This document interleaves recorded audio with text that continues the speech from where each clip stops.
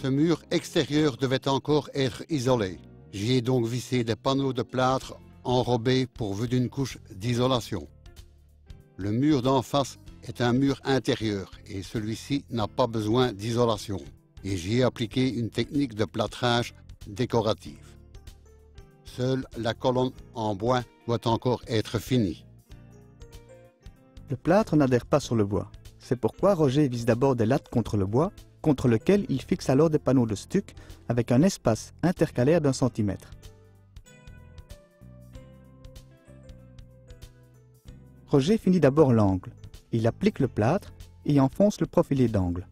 Puis il comprime le plâtre dans tous les joints entre les panneaux et enduit toute la surface. La couche de plâtre s'y accroche derrière grâce à la fente entre les panneaux. Puis Roger crée une structure dans le plâtre en y déplaçant doucement le bord de sa plâtresse. Pendant que le plâtrage sèche, je peux déjà peindre ce mur. Et pour cela, j'utilise une technique simple mais spéciale. Roger va peindre sur des panneaux de plâtre enrobés. Ces panneaux sont très absorbants.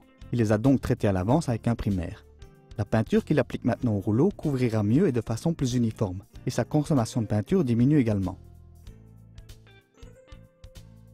Lorsque la peinture est totalement sèche, Roger y applique un effet avec une autre couleur. Pour cette couleur, il verse d'abord un retardateur de séchage qu'il agite bien. S'il devait étendre cette peinture dans le seau avec le rouleau à effet, il en prendrait trop.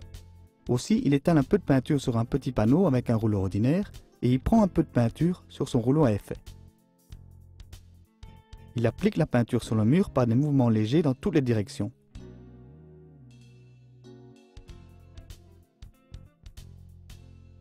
Il s'agit de ne pas passer 2 fois sur la même surface. C'est une technique spéciale que Roger a personnellement mise au point, car un rouleau en peau de chamois est normalement utilisé d'une autre façon. Mon travail n'est pas encore terminé. J'ai coulé cette poutre de béton pour maçonner un mur de séparation. Mais celle-ci doit encore être parachevée de façon décorative. Roger veut susciter l'idée qu'on y a incorporé une lourde poutre en chêne. Pour ce faire, il a acheté une planche en chêne et une petite poutre qu'il colle d'abord ensemble.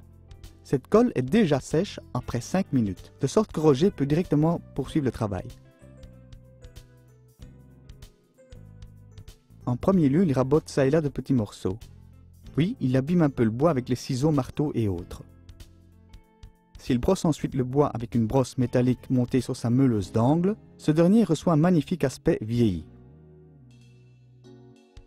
Pour accentuer le dessin du bois, Roger le frotte avec une coloration. Vous le faites normalement avec un chiffon en coton, mais sur cette surface rugueuse, il faut le faire avec une brosse. La coloration pénètre dans le bois, et du fait que le bois absorbe plus à un endroit qu'à un autre, il reçoit de belles nuances. Il est indispensable de le vernir par la suite en guise de protection. Roger utilise un vernis à base d'eau. Il sèche rapidement.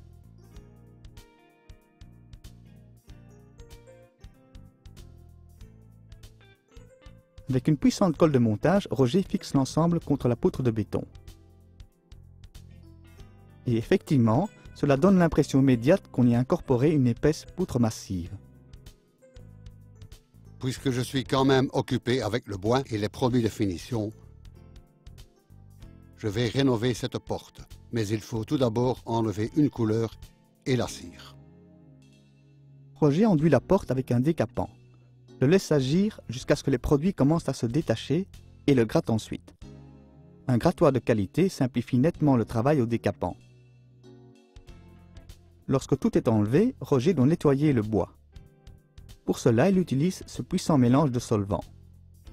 Encore un léger ponçage et il peut redonner à la porte une finition décorative. C'est possible avec une coloration et un vernis ou simplement avec une lasure. Roger utilise un vernis à base d'eau pour l'intérieur, donc pas de nuisance olfactive et un séchage rapide. Aujourd'hui, la pièce est nettement plus colorée. Je continuerai la décoration la prochaine fois. Je placerai le lambris, un radiateur décoratif et l'éclairage.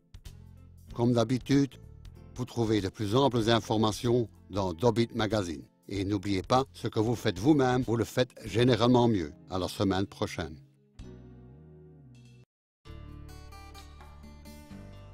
Les travaux de peinture s'accompagnent dans tous les cas de brosses souillées et de taches ici et là. Un produit qui rend tout à nouveau propre se révèle bel et bien pratique. Ce solvant de V33 est un mélange bien élaboré de 7 solvants différents, qui vous permet d'éliminer même les taches de peinture séchées. Il redonne à vos anciennes brosses durcies l'aspect du neuf. Et il est aussi pratique quand vous peignez, pour déclasser le métal par exemple, ou pour rendre le bois à nouveau propre après l'avoir traité avec un décapant.